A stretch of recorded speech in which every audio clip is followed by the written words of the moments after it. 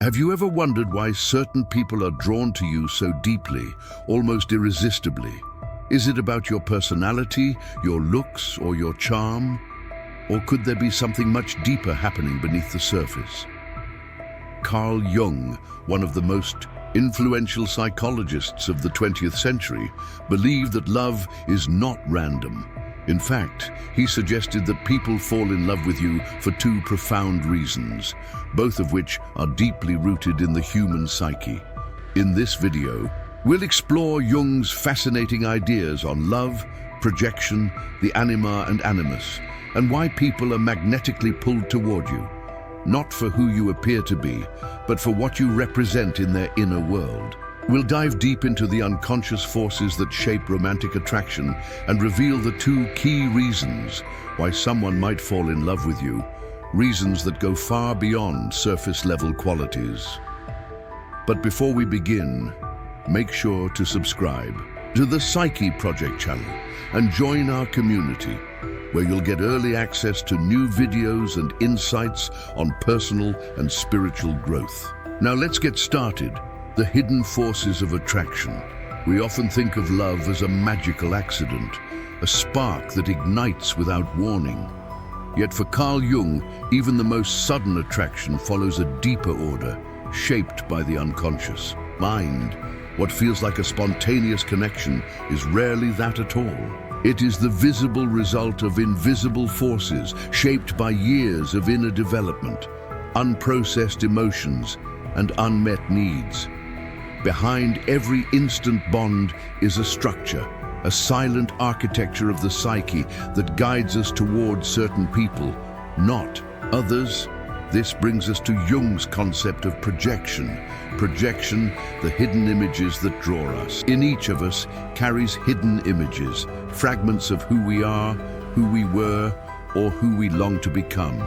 These images are often repressed, denied, or buried in the shadows of our unconscious mind, but they don't disappear.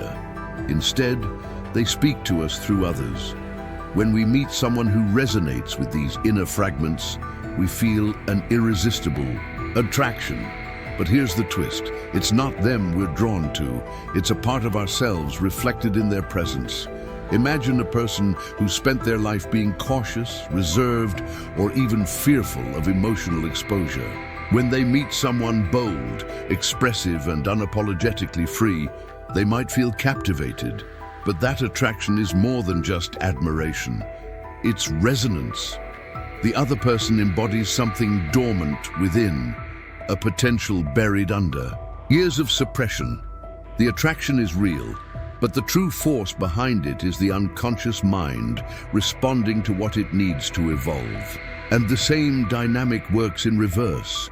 Someone might fall in love with you, not because of your visible traits, but because you unknowingly represent something they lack, an emotional quality, a trait, or a part of themselves they've been searching for.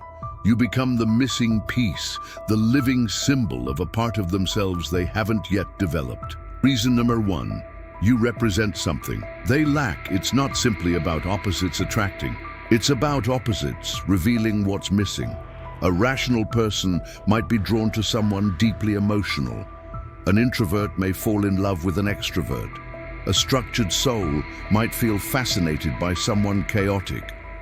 But this admiration can easily slip into dependence. If the person doesn't recognize that what they admire in you is something they could nurture in themselves, they might cling to you, not out of genuine love, but out of unconscious need. And when their needs change, or when your humanity disrupts their idealized image of you, the attraction may fade. This is the danger of projection. It creates an illusion of connection, one that often can't withstand the truth of reality. And when the illusion breaks, the love built on it begins to crumble. The anima and animus, unconscious archetypes in Jung, didn't stop at projection. He went further with his concept of the anima and animus, archetypal images of the opposite gender living deep within the psyche. For Jung, every man carries an unconscious image of the feminine, the anima, and every woman carries an unconscious image of the masculine, the animus. These are not random preferences or societal roles. They're internal figures shaped by our earliest relationships, particularly with parental figures, and by the collective symbols of masculinity and femininity. Over time, these archetypes become emotionally charged blueprints carried within us unknowingly. And one day, we might meet someone who seems to fit them perfectly. When this happens, the attraction can be overwhelming. There's often a deep sense of familiarity, as if we've known this person forever, even if we've only just met. It can feel like destiny, or as if an ancient memory has been reawakened. But Jung would caution us, this is not fate. It's not cosmic soulmates. It's the psyche seeing its own internal design reflected in another human being. Reason number 2, you awaken an archetype within them. The second reason people fall in love with you has to do with archetypal projection. You awaken a powerful unconscious image they've carried within themselves, one they might not even be aware of. You resemble the unconscious image they've carried for years, not necessarily in looks or behavior, but in essence. You activate an internal pattern that stirs deep emotions, and that's why the connection feels immediate and irrational. But here's the catch. When someone falls in love with an image projected onto you, they're not really seeing you. They're seeing a fantasy, a sacred idea, a psychological construct. You become the screen onto which their unconscious projects its desires and needs. And when the real you begins to emerge, your flaws, your contradictions, your human nature, the fantasy starts to crumble. What once felt divine becomes confusing. What seemed perfect now feels complicated. Conflicts emerge and disappointment follows. The illusion collapses under the weight of truth. This is why many passionate relationships begin with euphoria but end in chaos. They weren't based on mutual understanding, but on archetypal projection, an unconscious script trying to play itself out in the real world.